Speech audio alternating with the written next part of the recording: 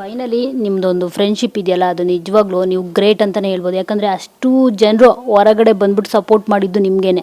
ಅಂದರೆ ಒಬ್ಬೊಬ್ರಿಗೆ opinion change ಆಗ್ತಾ ಇರುತ್ತೆ, ಎಲ್ಲವೂ ಇರುತ್ತೆ. ಸೊ ಆದರೆ ಫ್ರೆಂಡ್ಶಿಪ್ನ ಉಳಿಸ್ಕೊಂಡಿದ್ದು ಮಾತ್ರ ನೀವೊಬ್ಬರೇ. ಅಷ್ಟು ಜನಕ್ಕೂ ಏನು ಹೇಳ್ತೀರಾ ಸರ್? ನಮ್ರತಾ ಆಗಿರ್ಬೋದು, ಸ್ನೇಹಿತ ಆಗಿರ್ಬೋದು, ರಕ್ಷಕು, ಇಶಾನಿ, ಮೈಕಲ್ಲು, ಎಲ್ರಿಗೂ. ಮೇಡಮ್ ಸಾಕಷ್ಟು ಅದೇ ನಾನು ಹೇಳಿದ್ನಲ್ಲ, 8 ಅವರಿಂದ ನಾನು ನಿದ್ದೆನೂ ಮಾಡಿಲ್ಲ ಸರಿಗೆ. ಅದೆಲ್ಲ ಚೆಕ್ ಮಾಡ್ತಾ ಇದ್ದೆ. ಸಾಕಷ್ಟು ಕಡೆ ಗುಂಪು ಅಂತ ಕರೆದಿದ್ದಾರೆ, ಸಾಕಷ್ಟು ಕಡೆ ಇವರು ಟೀಮ್ ಒಂದು ಗ್ಯಾಂಗ್ ಮಾಡಿಕೊಂಡು ಆಡ್ತಿದ್ದಾರೆ ಅಂತ ಕರೆದಿದ್ದಾರೆ. ಬಟ್ ನನ್ನ ಪ್ರಕಾರ ನನಗೆ ವೈಬ್ ಆಗೋವ್ರ ಜೊತೆ ತಾನೇ ನಾನು ಸೇರೋದಕ್ಕಾಗೋದು.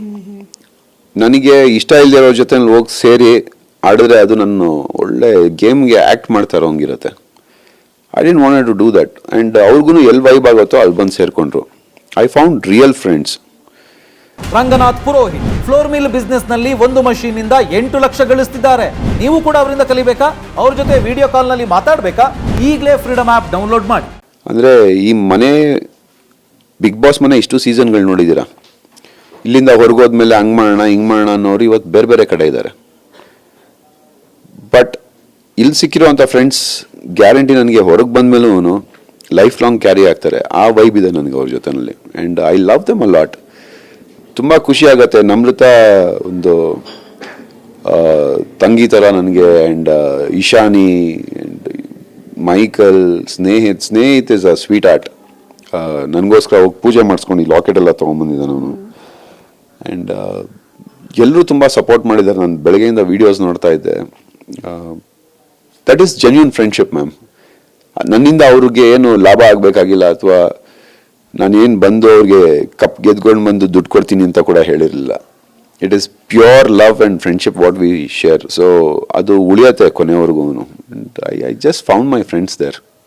ಡ್ರೋನ್ ಪ್ರತಾಪ್ ಅವರು ಬೆಡ್ಶೀಟ್ ವಿಚಾರ ತಂದಾಗ ನೀವು ಸಖತ್ ಡಿಸ್ಟರ್ಬ್ ಆಗೋಗ್ಬಿಡ್ತೀರಾ ಸರ್. ಎಷ್ಟು ನೋವಾಯಿತು ಆ ಒಂದು ವಿಚಾರ?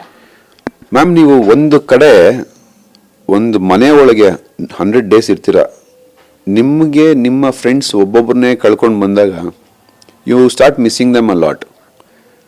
ಅಲ್ಲಿ ಎಲ್ಲ ಅವ್ರದ್ದು ವಸ್ತುಗಳು ಎತ್ಕೊಂಡು ಹೋದ್ಮೇಲೆ ಉಳಿತಾ ಇದ್ದು ಅವ್ರದ್ದು ಬ್ಲ್ಯಾಂಕೆಟ್ಸ್ ಅಷ್ಟೇ. ಅಂದರೆ ಅವ್ರ ಬೆಡ್ಗಳು ಖಾಲಿ ಆಗೋದು, ಅವ್ರ ಬ್ಲ್ಯಾಂಕೆಟ್ಸ್ ಉಳಿಯೋದು. ನನಗೆ ಅವ್ರದ್ದೊಂದು ಫೀಲ್ಗೆ ಆ ಬ್ಲ್ಯಾಂಕೆಟ್ಗಳನ್ನ ತೊಗೊಂಬಂದು ನನ್ನ ಜೊತೆಯಲ್ಲಿ ಇಟ್ಕೊತಿದ್ದೆ. ಅದ್ರ ಮೇಲ್ಗಡೆ ಮಲ್ಕೊತಿದ್ದೆ ನಾನು.